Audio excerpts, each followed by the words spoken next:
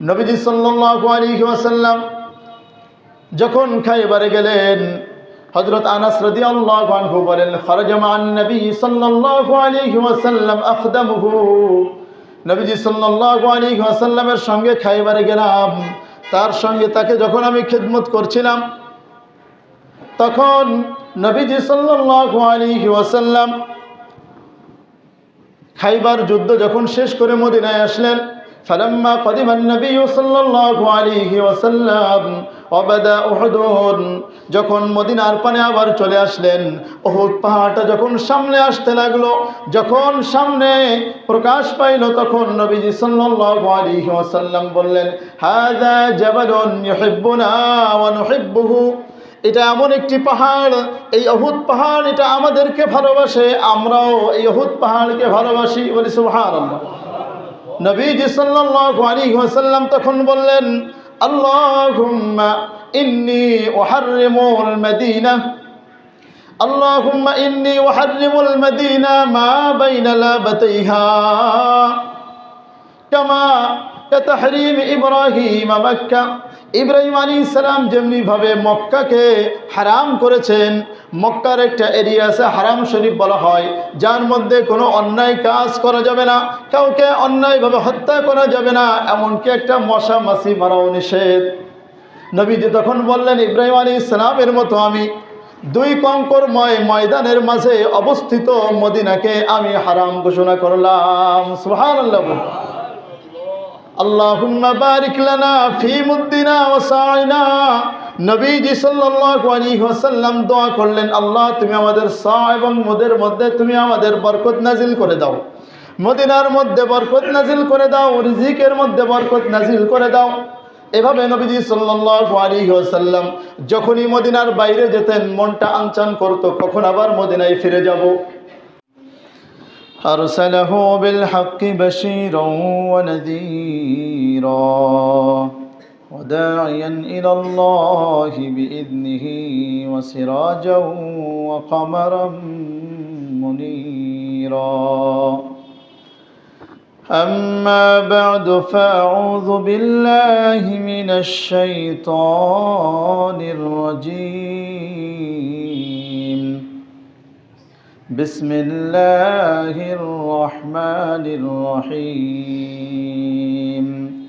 إذا جاء نصر الله والفتح ورأيت الناس يدخلون في دين الله أفواجا فسبح بحمد ربك واستغفره إنه كان توابا.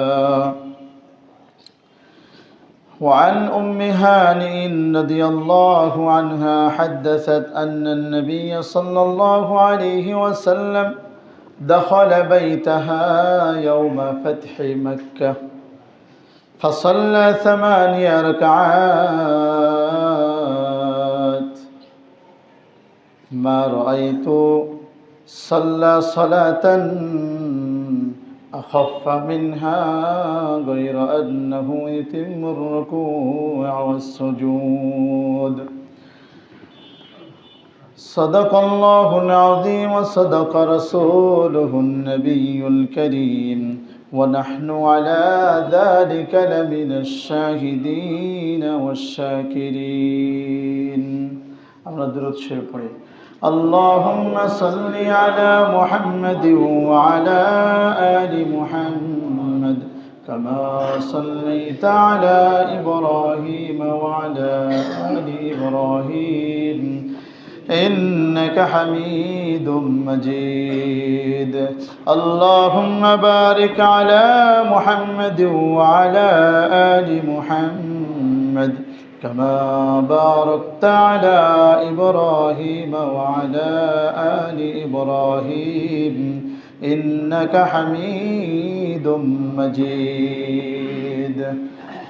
সম্মানিত মুসল্লিয়ান কিরাম, আল্লাহ রব্বুল আলামিনের দরবারে আমরা শুকরগুজার হয়ে যে মহান রব্বুল আলামিন আমাদেরকে অত্যন্ত ভালোবেসে পছন্দ করে দুনিয়ার মধ্যে সর্বশ্রেষ্ঠ স্থান আল্লাহর ঘর মসজিদে আসার বসার তৌফিক দান করেছেন, এবং কিছু দিক নির্দেশনামূলক দ্বীনি আলোচনা করার এবং শোনার তৌফিক দান করেছেন। এজন্য আমরা সকলেই জোরে সোরে বলি আলহামদুলিল্লাহ। সম্মানিত ভাইরা আমার, আমরা জানি যে আমাদের এই বাংলাদেশ এক সময় বাংলাদেশ ছিল না, পূর্ব পাকিস্তান হিসেবে আমরা জানতাম, ঠিক না?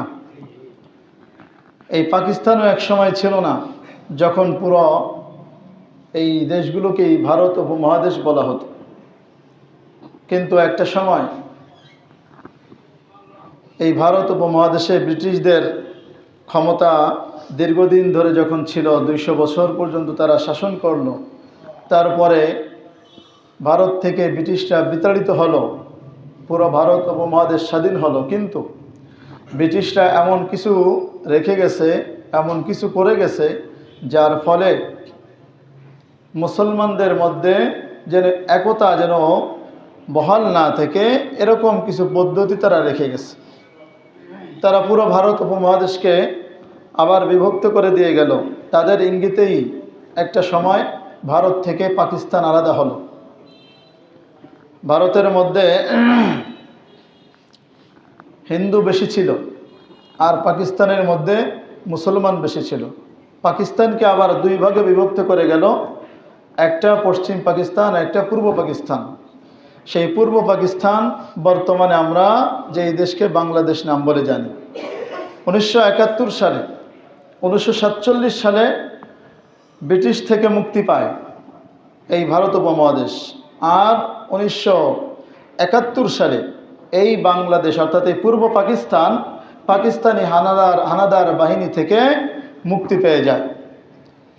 যেই দিনই মুক্তি পায়, বিজয় হয়, সেই দিনটি ছিল 16ই ডিসেম্বর 1971 সাল।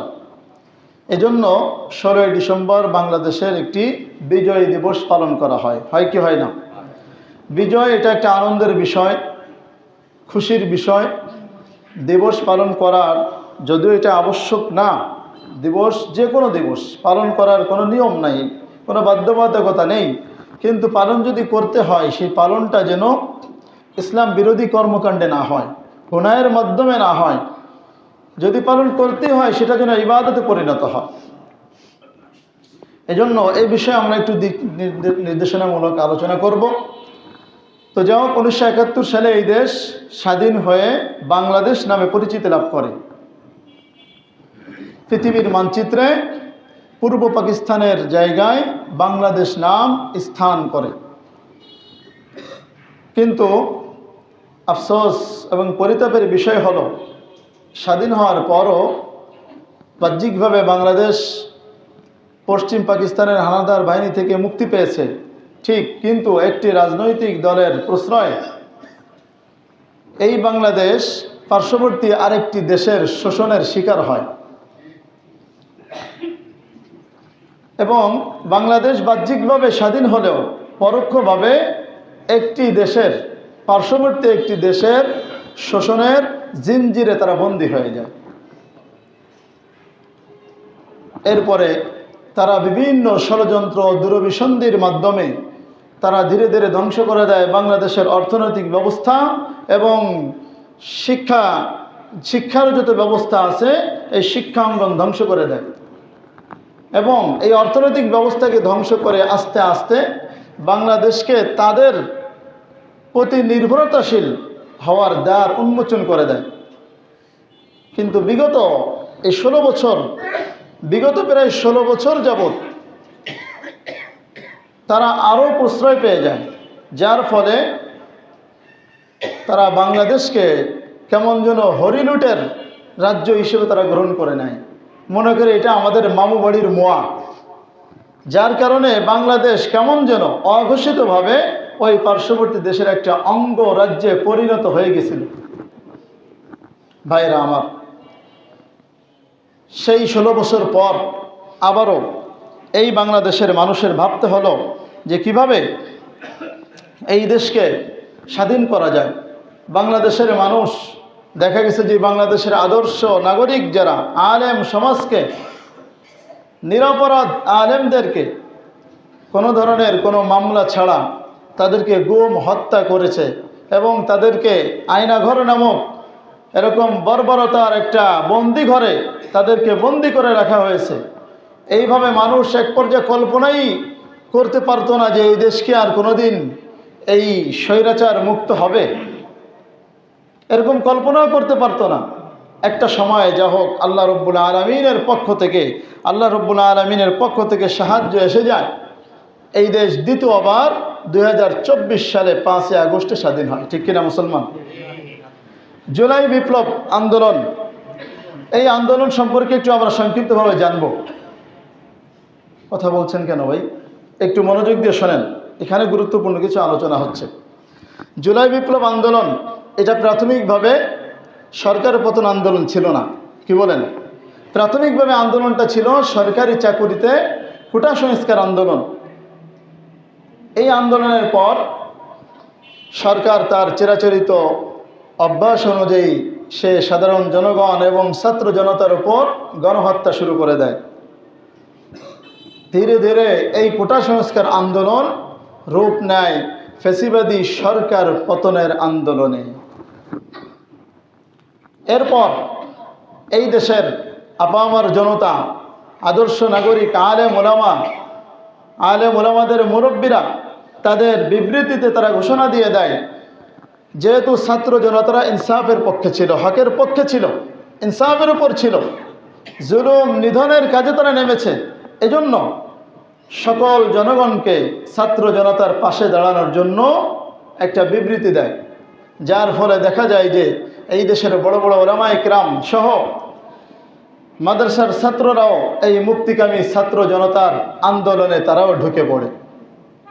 একটা পর্যায়ে এই বাংলাদেশ দ্বিতীয়বার 5 আগস্টে সোমবার দিন দুপুর 2টায় এই দেশ দ্বিতীয়বারের মতো স্বাধীন হয়ে যায়। আল্লাহ রব্বুল আলামিন এই দেশকে স্বাধীন করে দেন তার সাহায্যের মাধ্যমে।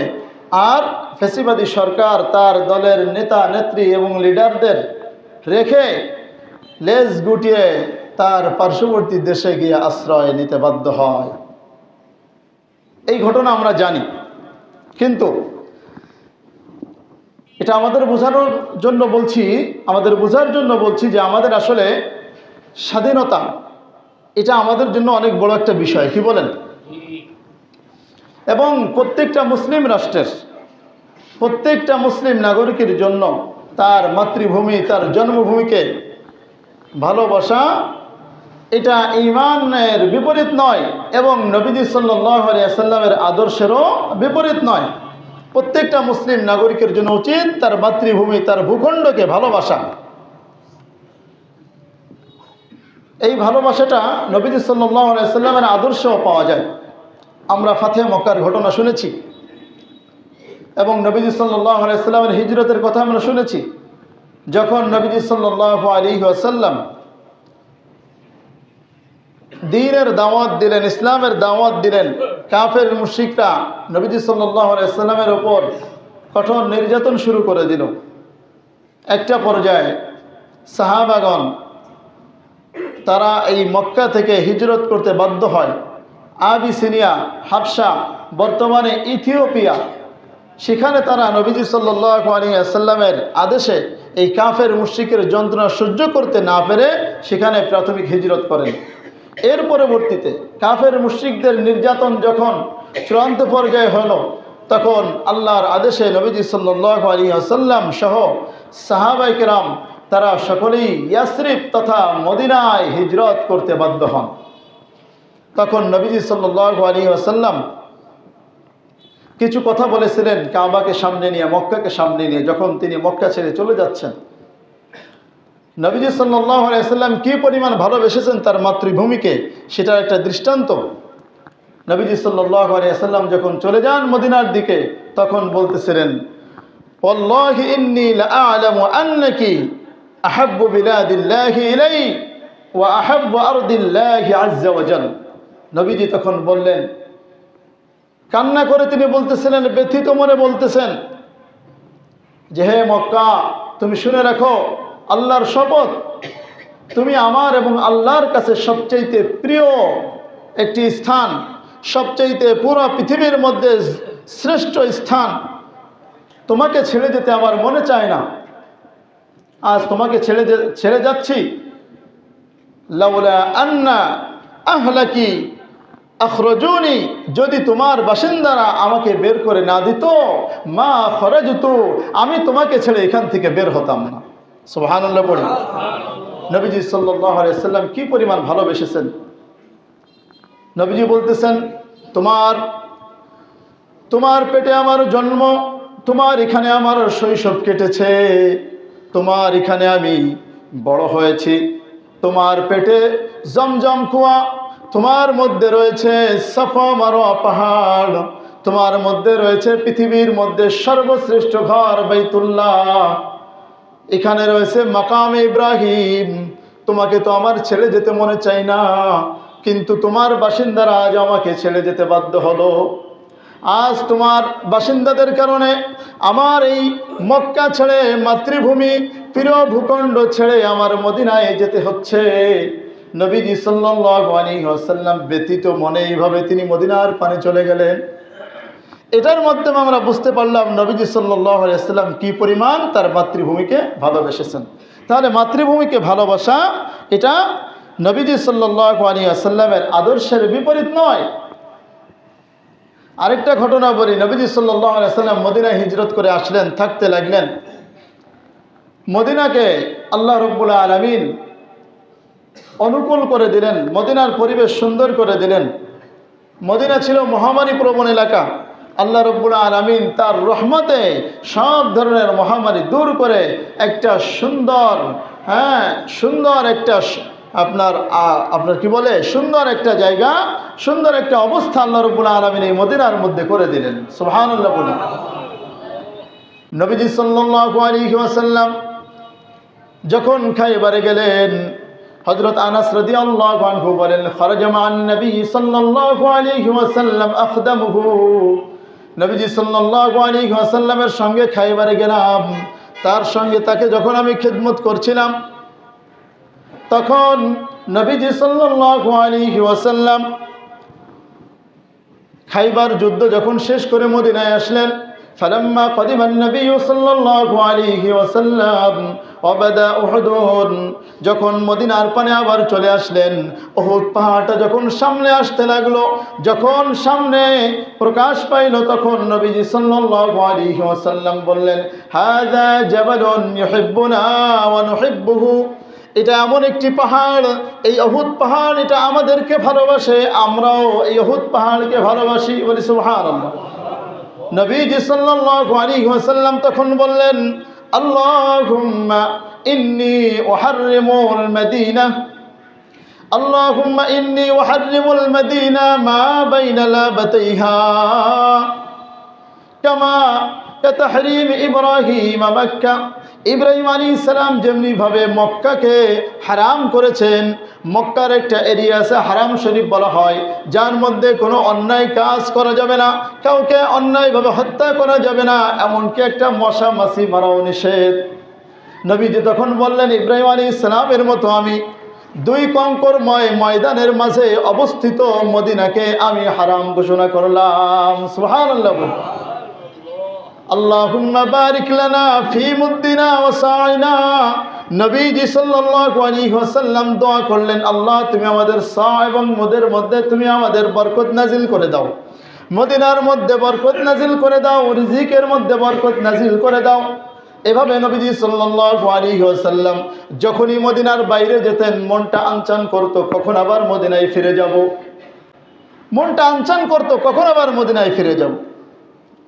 খাইবার থেকে এসেছেন, খাইবার থেকে আসার পরে বলতেছেন, দেখো এই উহুদ পাহাড়টা আমাদেরকে ভালোবাসে, আমরাও উহুদ পাহাড়কে ভালোবাসি, মদিনাকে ভালোবাসেন।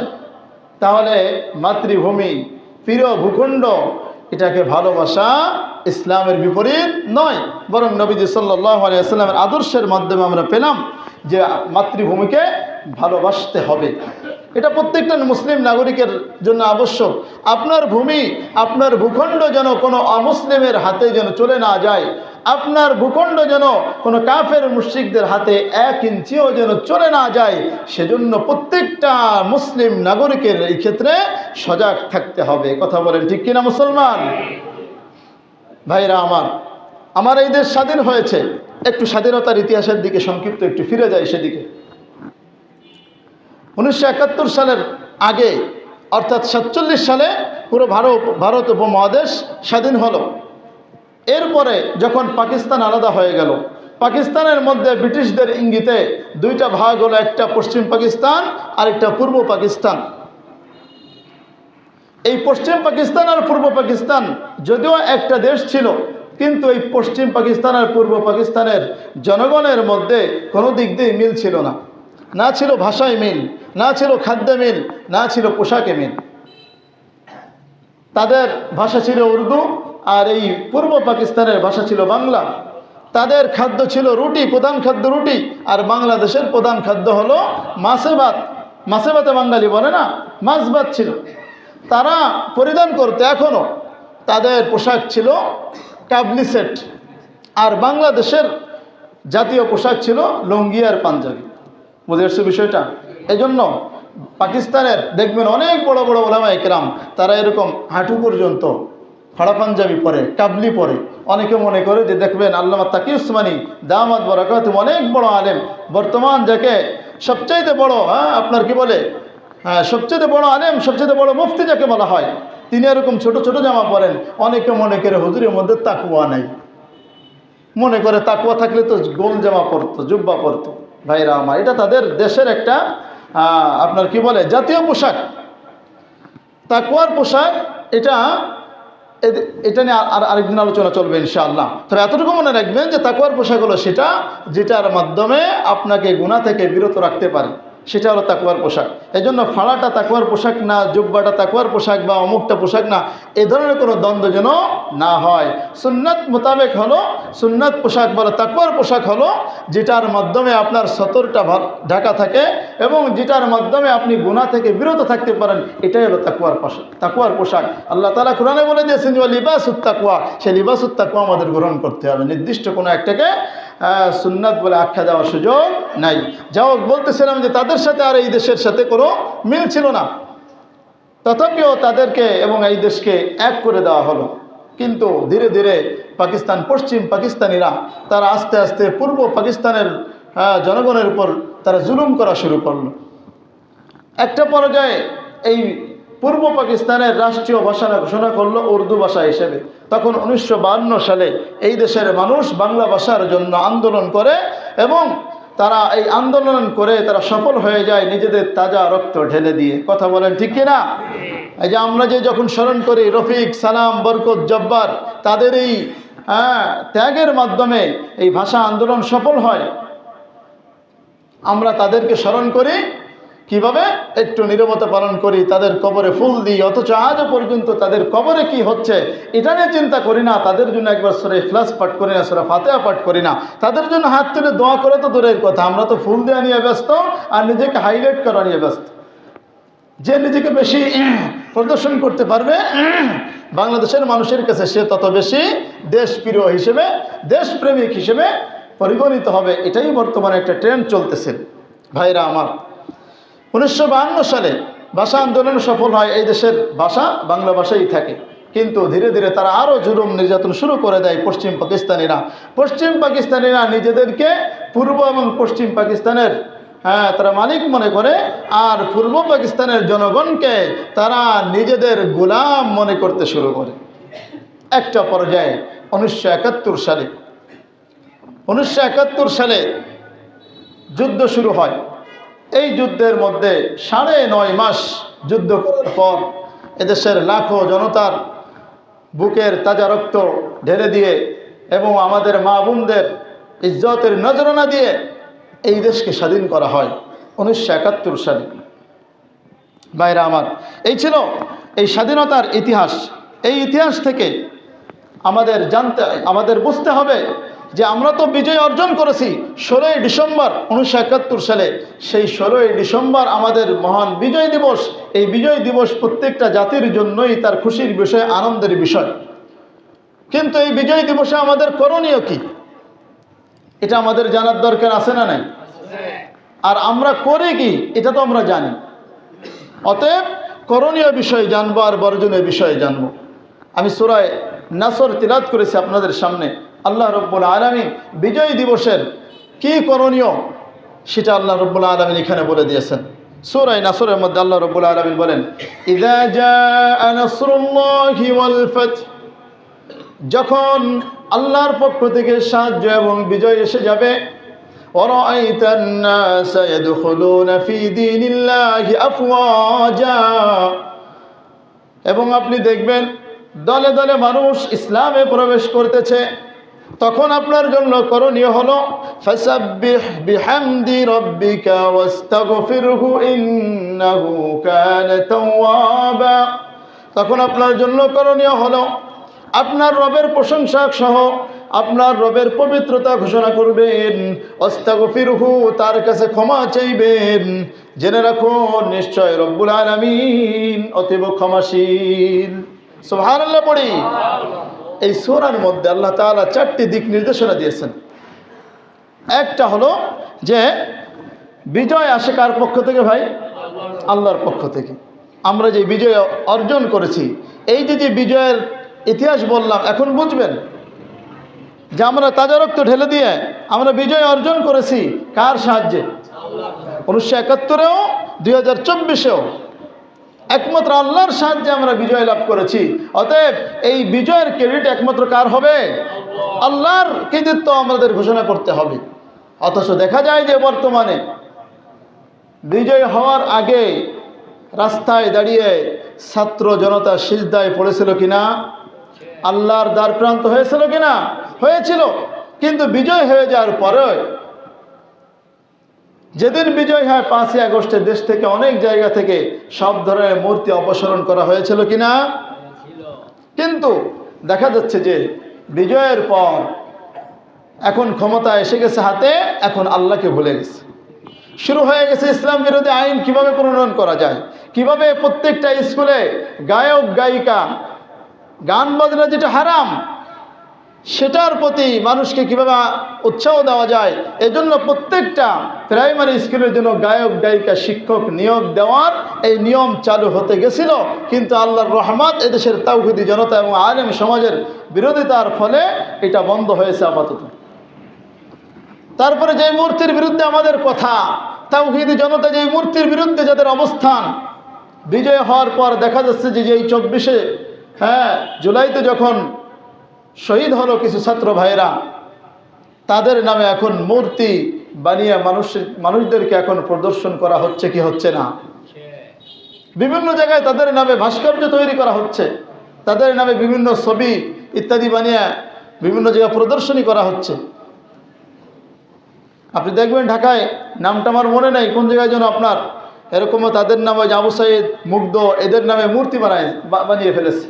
এবং রিক্সায় বসে কেউ একটা স্যালুট দিয়েছিল, রিক্সায় করে লাশ টেনে নিয়ে গিয়েছে, সেগুলোরও ছবি এবং এই মূর্তি বানিয়ে মানুষকে এখন দেখানো শুরু করেছে। যেই আল্লাহর হাত ধরে, যে আল্লাহর সাহায্য নিয়ে তোমরা বিজয় অর্জন করলাম, আমরা সেই বিজয় অর্জনের পর সেই আল্লাহর বিরুদ্ধে আমরা কিভাবে যেতে পারি? আমাদের মতো নিমক হারামার কে আছে? ভাইরা আমার, 1 নম্বর বিষয় হলো যে বিজয়ের ক্রেডিট, এটার কৃতিত্ব একমাত্র আল্লাহ তাআলাকে দিতে হবে। হ্যাঁ, যারা জীবন দিয়েছে, রক্ত দিয়েছে, তাদেরও শুকরিয়া আদায় করতে হবে, কারণ তাদের চেষ্টার কথাও আমাদের স্বীকার করতে হবে। কারণ এটাও হাদিস অনুযায়ী নবীজি সাল্লাল্লাহু আলাইহি ওয়াসাল্লাম বলেছেন, মান লাম ইয়াশকুরিন নাস লাম ইয়াশকুরিল্লাহ, যে ব্যক্তি মানুষের শুকরিয়া আদায় করে না, ওই ব্যক্তি আল্লাহর শুকরিয়া আদায় করতে পারে না। এজন্য তাদের চেষ্টা আমরা তাদের চেষ্টা স্বীকার করব, কিন্তু কৃতিত্ব একমাত্র কার? আল্লাহ। আমরা যুদ্ধ সম্পর্কে, কয়েকটা যুদ্ধ সম্পর্কে আমরা শুনেছি, আলোচনা আমরা করেছি। এই যুদ্ধের মধ্যে আমরা কি বুঝেছি?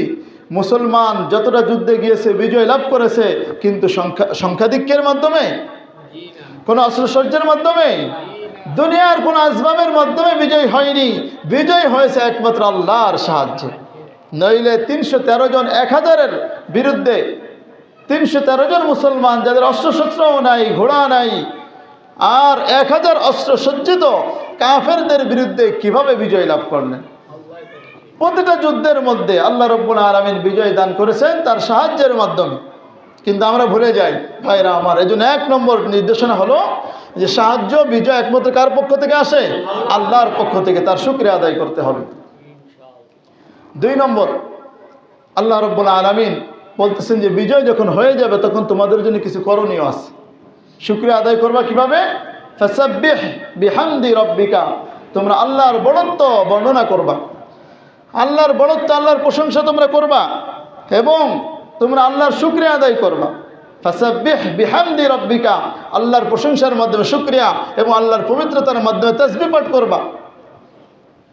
ভাইরা আমার, এই দুটো জিনিস যদি আমরা একসাথে আদায় করতে চাই, একটা হাদিসের মধ্যে সহিহ বুখারীর সর্বশেষ যে হাদিসটা, নবীজি সাল্লাল্লাহু আলাইহি ওয়াসাল্লাম বলেন, কালিমাতানি হাবিবাতানি ইলার রহমান খফিফাতানি আলাল লিসান وثقيلتان في الميزان سبحان الله وبحمده سبحان الله العظيم। নবীজি সাল্লাল্লাহু আলাইহি ওয়াসাল্লাম বলেন, দুইটি কালিমা, দুইটি বাণী এমন রয়েছে যেই দুইটি বাণী আমার আল্লাহ রাব্বুল আলামিনের কাছে সবচেয়ে বেশি প্রিয়। দুইটি কালিমা এমন রয়েছে যেটা জবানে উচ্চারণে অতি হালকা, দুইটি কালিমা এমন রয়েছে যেটা আমলের মিজানে, আমলের পাল্লায় অনেক ভারী হবে। তখন নবীজি বলেন সেই দুইটি কালিমা হলো সুবহানাল্লাহি ওয়া বিহামদিহি সুবহানাল্লাহিল আযীম। আমি আল্লাহ রাব্বুল আলামিনের প্রশংসা সহ তার পবিত্রতা ঘোষণা করছি, তিনি মহান, তিনি সকল বিষয় থেকে পবিত্র। সুবহানাল্লাহ বলুন। এটা একটা বললাম আর কি। সংক্ষেপে যদি আমরা আমল করতে চাই, এই গুরুত্বপূর্ণ এই হাদিস, এই আমলটা আমরা করতে পারি বিজয় দিবসের খুশি হিসেবে। আরেকটা বিষয় হলো ইস্তিগফার করা, আস্তাগফিরহু। আল্লাহ তাআলা বলতেছেন ইস্তিগফার করো। কেন ইস্তিগফার করতে হবে? এই যুদ্ধ চলাকালীন অবস্থায় অনেক, এই দীর্ঘ সময়ের মধ্যে অনেক সময় ভুল ত্রুটি হয়ে যায় কি যায় না? অনেক সময় বাধ্য হয়েও গুনাহ হয়ে যায় কি যায় না?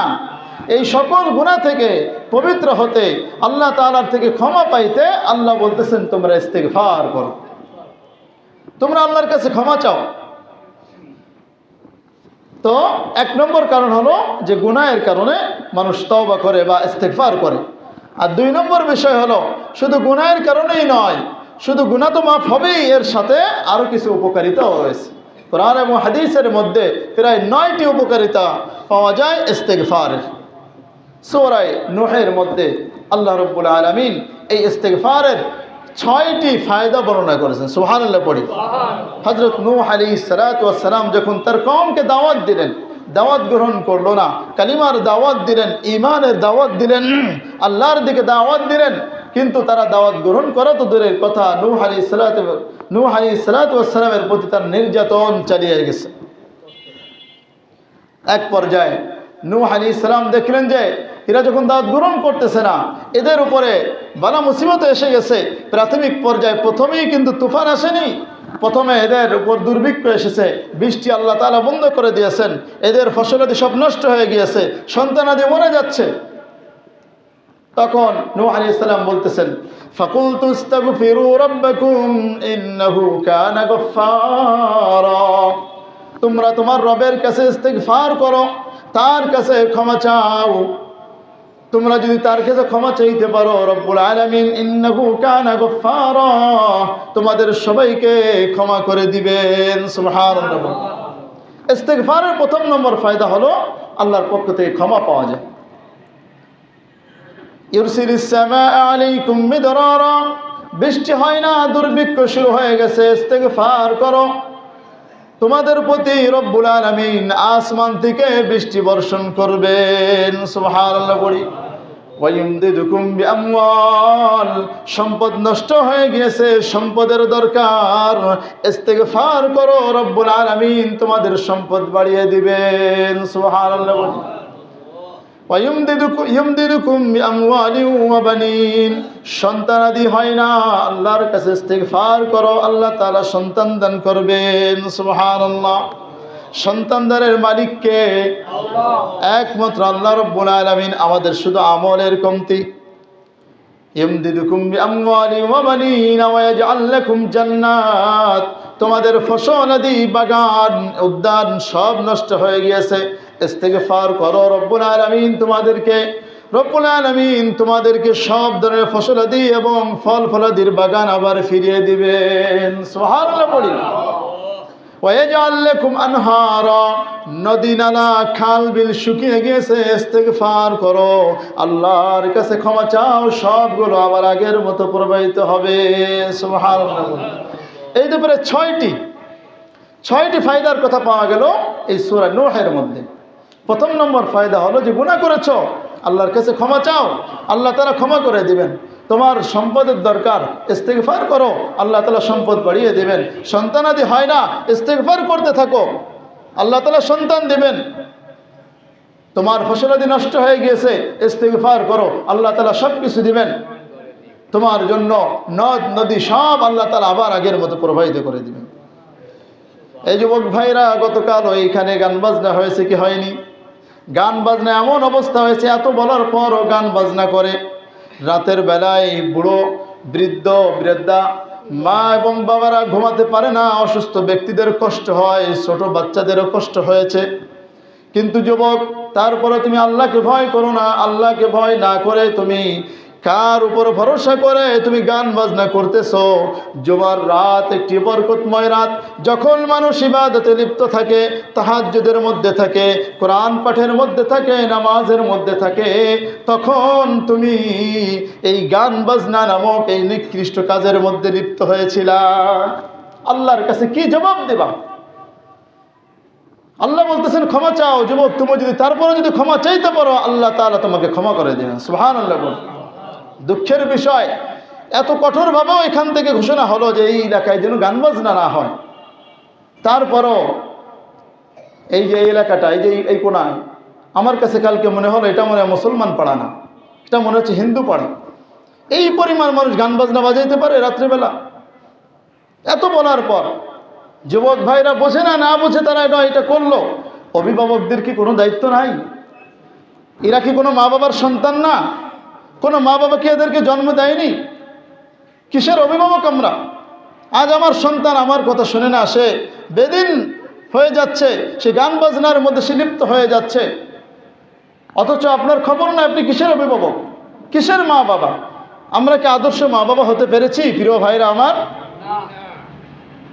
আরে আদর্শ মা বাবা শুধু সন্তান জন্ম দিলেই কি আদর্শ মা বাবা হওয়া যায়? আদর্শ অভিভাবক হওয়া যায়? যদি শুধু সন্তান জন্ম দেওয়ার মাধ্যমে যদি আদর্শ অভিভাবক হওয়া যেত, তাহলে গরু ছাগল আদর্শ মা বাবা হতো। কুকুর শুকরও তো একটা না 5টা 10টা তারা সন্তান জন্ম দেয়। এই কুত্তা বিড়াল এরাই আদর্শ মা বাবা হয়ে যেত। আদর্শ মা বাবা যদি হতে হয়, আপনার সন্তানকে আল্লাহর ভয় দেখান, আল্লাহর দিকে আপনি নিয়ে আসেন, নামাজের দিকে আসেন, নিজে আল্লাহকে ভয় করেন। আল্লাহ বলে দিয়েছেন যে কু আনফুসাকুম ওয়া আহলিকুম নারা, নিজে জাহান্নাম থেকে বাঁচো, তোমার পরিবারকে বাঁচাও। ওয়া'মুর আহলাকা বিস-সালাতি ওয়াসতাবির আলাইহা, তুমি নামাজের আদেশ করো, নিজেও নামাজের প্রতি অটল থাকো। আজকে আমরা অভিভাবক, আমরা নাকে তেল দিয়ে ঘুমাই। আজ আর বলি যে আমার সন্তান কথা শোনে না, হুজুর একটু পানি পড়া দেন। পানি পড়া দিয়ে কিছুই হবে না। ওকে যদি পানি পড়া দিয়ে যদি 6 মাস যদি গোসলও যদি করা হয়, তাও কাজ হবে না, কারণ আপনি আপনার অভিভাবকের দায়িত্ব পালন করেন না। ঠিক কিনা মুসলমান? এজন্য ভাইরা আমার, এখন সতর্ক হন, গজব আসবে। কি মনে করেন কালকে যখন গান বাজনা হচ্ছিল, ওই অবস্থায় ভূমিকম্প হতে পারতো না? ভূমিকম্প কি বলে কে আসে? আর একটা তুফান আসলে তো আগের থেকে মানুষ একটু সজাগ হয় বা টের পায় যে অমুক জায়গায় ঝড় উঠতেছে, কাল 6 ঘন্টার মধ্যে 12 ঘন্টার মধ্যে অমুক জায়গায় হানা দিতে পারে। কিন্তু ভূমিকম্প আসার আগে এরকম কোনো দিক নির্দেশনা কেউ দিতে পারে? কেউ দিতে পারে না। এই গান বাজনা প্রকাশ্যে অশ্লীলতার কারণেই এই ভূমিকম্প হচ্ছে। যুবক ভাইরা আমার, কাল তুমি গান বাজনা লিপ্ত ছিল, ওই অবস্থায় যদি তোমার মরণ এসে যেত, ওই অবস্থায় যদি তোমার উপরে যদি মরণ এসে যেত, কি অবস্থা হতো? তুমি কবিরা গুনাহ করতে করতে মারা যেতা। গতকালকে মাগরিবের সময় কবিরা গুনাহ নিয়ে আলোচনা করেছিলাম। একটা কবিরা গুনাহই জাহান্নামে নিয়ে যাওয়ার জন্য যথেষ্ট। তুমি সেখানে কবিরা গুনাহ করতে করতে যদি তোমার মরণ হয়ে যেত, যুবক ভাইরা আমার, তুমি তো সোজা জাহান্নামে চলে যেতা। এ ব্যাপারে কারো কোনো দ্বিমত নাই। যে ব্যক্তি কবিরা গুনাহ করতে করতে মারা যায় প্রাথমিক পর্যায়ে সে জাহান্নামে যাবেই। এরপরে ঈমান থাকলে যদি ঈমান নিয়ে মরতে পারে তাহলে হয়তো কোনো এক সময় মাপ পাইবে। কিন্তু মনে রাখবেন, গান বাজনা এটা যদি কোনো ব্যক্তি হালাল মনে করে তাহলে ওই ব্যক্তির ঈমান থাকে না, ওই ব্যক্তি বেঈমান হয়ে যায়। প্রিয় অভিভাবক বৃন্দ, আপনাদের পায়ে হাত দিয়ে বলি, এখনো সজাগ হন। আপনার সন্তানকে আপনি তার লাগাম ধরেন। আপনি অভিভাবক হয়ে যদি তাকে যদি লাগাম ধরতে পারতেন তাহলে গান বাজনা হতো গান বাজনা করে কারা? যুবকরাই করে। সেই যুবকরা তো আমাদেরই ছেলে মেয়ে। তাদেরকে যদি আমরা বোঝাতে পারতাম, দিনের পথে আনতে পারতাম, তাহলে তাদের মাধ্যমে এটা হতো না। এই গতকাল যারা গান বাজনা করেছে এরা যদি গতকাল ফজরের সময় নামাজে আসতো, গতকাল যদি ফজরের নামাজে আসতো, কোরআন তিলাওয়াত নামাজের সাথে সাথে কোরআন তিলাওয়াত শুনতে পারতো, পড়তে পারতো, কোরআনের একটা নূর অন্তরে ঢুকতো কি ঢুকতো না? আবার যখন জোহরে আসতো, পাক পবিত্র হয়ে জোহরে যখন আসতো সে পবিত্র হয়ে যেত। আবার আসরে আসতো, আসরে আসলে তার সময়টা হেলাই ফেলাই কাটতো না। আবার যখন মাগরিবে আসতো কিছু দিনে আলোচনা শুনতো, নামাজ পড়তো, অন্তরে নূর পয়দা হতো। আবার যখন ঈশার সময় আসতো, ঈশার পরে এখানে হাদিস তিলাওয়াত করা হয়। হাদিস শুনলে অন্তরে নূর হয় কি হয় না? এই নূর নেওয়ার পরে তারপরে কি গান বাজনা করতে পারতো? এই জন্য ভাইরা আমার, দাওয়াত থাকবে আপনাদের সকল অভিভাবক বৃন্দের। মনে কষ্ট নিয়েন না। খুব খারাপ লাগে যে এত কিছু বলার পরও তারপরে কিভাবে এইভাবে প্রকাশ্যে কিরকম আওয়াজ দিয়ে মাটি পর্যন্ত কেঁপে যায়, বিল্ডিং কেঁপে যায়। এই আওয়াজের কারণে মানুষ ঘুমাতে পারে না। আমাদের মধ্যে কি এতটুকু হিস নাই, এতটুকু অনুভূতি নাই যে আমার মাধ্যমে আরেক ভাই কষ্ট পাচ্ছে? নিজে তো জাহান্নামে যাইতেছি, আবার আরেকজনকে কষ্ট দিয়ে যাচ্ছি। ভাইরা আমার, এই জন্য আল্লাহ রাব্বুল আলামিন বলতেছেন তুমি ইস্তিগফার করো। ইস্তিগফার করে আল্লাহ রাব্বুল আলামিন তোমাকে ক্ষমা করে দেবেন। হয়েছে তোমার গান বাজনা তো কি হয়েছে, বেঁচে গেছে, এখনো গজব আসেনি, ইস্তিগফার করে নাও। আজ এই ময়দানতে আজ এই নামাজ থেকে জুমার দিন থেকে তুমি তওবা করে যাও। ভাইরা আমার, হাদিসের মধ্যে আর 3টি ইস্তিগফারের ফায়দা পাওয়া যায়। নবীজি সাল্লাল্লাহু আলাইহি ওয়াসাল্লাম বলেন, যেই ব্যক্তি মান লাজিমাল ইস্তিগফার জাআলাল্লাহু লাহু কুল্লা হাম্মিন ফারাজান, যে রব্বুল আলামিন বলেন, নবীজি সাল্লাল্লাহু আলাইহি ওয়াসাল্লাম বলেন, যেই ব্যক্তি ইস্তিগফার নিজের জন্য আবশ্যক করে নেবে, আল্লাহ রব্বুল আলামিন তাকে সব ধরনের বিপদ আপদ থেকে বাঁচার পথ বের করে দিবেন। সুবহানাল্লাহ। শুধু তাই নয়, নবীজি সাল্লাল্লাহু আলাইহি ওয়াসাল্লাম আরো বলেন, অমিন কুল্লি দীকিন মাখরাজান, প্রত্যেক পেরেশানি থেকে আল্লাহ তাআলা তাকে বের হওয়ার পথ বের করে দিবেন। সুবহানাল্লাহ। এরপরে নবীজি সাল্লাল্লাহু আলাইহি ওয়াসাল্লাম আরো বলেন, ওয়ারাযাকাহু মিন হাইসু লা ইয়াহতাসিব, তাকে এমন জায়গা থেকে রিজিক দান করবেন সে ধারণাও করতে পারে না। তাহলে এই যে ছয়টা আর এই হাদিসে 3টি, মোট 9টি ইস্তিগফারের ফায়দা। 1 নম্বর আল্লাহ তাআলার ক্ষমা, 2 নম্বর সম্পদ বৃদ্ধি, 3 নম্বর সন্তানাদি আল্লাহ তাআলা দান করবেন, 4 নম্বর ফসলাদি নষ্ট হয়ে গেছে আবার দান করবেন, 5 নম্বর নদ নদী এগুলো প্রবাহিত করবেন, বৃষ্টি প্রবাহিত করবেন।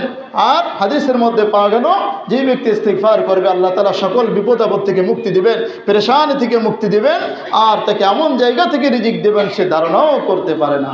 ভাইরা আমার, এজন্য বিজয় দিবস যদি পালন করতেই হয় তাহলে নবীজি সাল্লাল্লাহু আলাইহি ওয়াসাল্লাম যেভাবে করেছেন আমাদের তেমন করা উচিত। হাদিসের মধ্যে আছে, আমি সংক্ষেপে বলে যাই, নবীজি সাল্লাল্লাহু আলাইহি ওয়াসাল্লাম ফাতহে মক্কার দিন তিনি যখন প্রবেশ করলেন, উম্মে হানি রাদিয়াল্লাহু আনহা বলেন তার ঘরে প্রবেশ করে 8 রাকাত নামাজ পড়লেন। তিনি বলেন যে আমি কখনোই নবীজি সাল্লাল্লাহু আলাইহি ওয়াসাল্লামকে এত তাড়াতাড়ি 8 রাকাত পড়তে দেখিনি। অর্থাৎ তিনি অন্যান্য সময় তো অনেক ধীরে নামাজ পড়তেন, কিন্তু এই সময় একটু তাড়াতাড়ি পড়লেন, যেটা আমাদের অনেক ধীরের সমান, ঠিক কি না? আমরা যেটা সর্বোচ্চ ধীর গতিতে পড়ি, নবীজি সাল্লাল্লাহু আলাইহি সাল্লামের হয়তো ওইটা সেরকম তাড়াতাড়ি হয়ে গেছে, তাড়াতাড়ি ধরা হয়েছে। ভাইরা আমার, 8 রাকাত নামাজ পড়েছেন, আল্লাহর শুকরিয়া আদায় করেছেন। এজন্য যদি দিবস পালন করতেই হয়, পালন করা আবশ্যক নয়, পালন যদি করতে হয় আল্লাহর দরবারে আপনি নামাজ পড়েন, তাসবিহ পড়েন, ইস্তিগফার করেন। আর বর্জনীয় বিষয় হলো, এই বিজয় দিবস উপলক্ষে দেখা যায় যে শহীদ স্মৃতি সৌধে স্তম্ভে তারা ফুল দেয় কি দেয় না? দেয়। এটা করা যাবে না, এটা করা ইসলামের বিধান নয়। তারপরে 1 মিনিট নীরবতা পালন করে, এটা সম্পূর্ণ পশ্চিমাদের কালচার। 1 মিনিট নীরবতা পালন করে তারা মনে করে তাকে পুরা জিন্দেগি কেমন যেন তাকে নীরব করে দেবে জাহান্নামের আগুন থেকে। না, কোনো নীরবতায় কোনো কাজ হয় না। আপনার যদি কবরস্থ ব্যক্তিদের জন্য কিছু করতে হয়, আপনি সূরা ফাতিহা পাঠ করেন, সূরা ইখলাস পাঠ করেন, এটা তাদের জন্য যাবে। আমরা রফিক জব্বার যারা, তারপরে যারা শহীদ হয়েছে 71-এ, 24-এ, 52-তে, সকলের জন্য আমরা দরকার দোয়া করব, তাদের জন্য তাসবিহ পাঠ করব, তাদের জন্য কোরআন তেলাওয়াত করব। কিন্তু স্মৃতি সৌধে গিয়ে, কবরে গিয়ে ফুল দেয়, এটা সম্পূর্ণ শিরিক এবং এটা হারাম বিষয়। অতএব এটা করা যাবে না ভাইরা আমার। এরপর হলো গান বাজনা, নৃত্য করা, এগুলো করে কি করে না বিজয় দিবস উপলক্ষে? খবরদার, খবরদারি, গান বাজনা তো কোনোভাবেই করা যাবে না, একটু আগেই বললাম। ভাইরা আমার, এই ছিল এই বিজয় দিবস সম্পর্কে কিছু আলোচনা। বিজয় দিবস সম্পর্কে আমাদের করণীয় এবং বর্জনীয়। আল্লাহ রাব্বুল আলামিন আমাদের সকলকে সব ধরনের গুনাহ থেকে বিরত রাখেন এবং সঠিকভাবে মাতৃভূমিকে ভালোবাসার তৌফিক দান করেন। আমিন।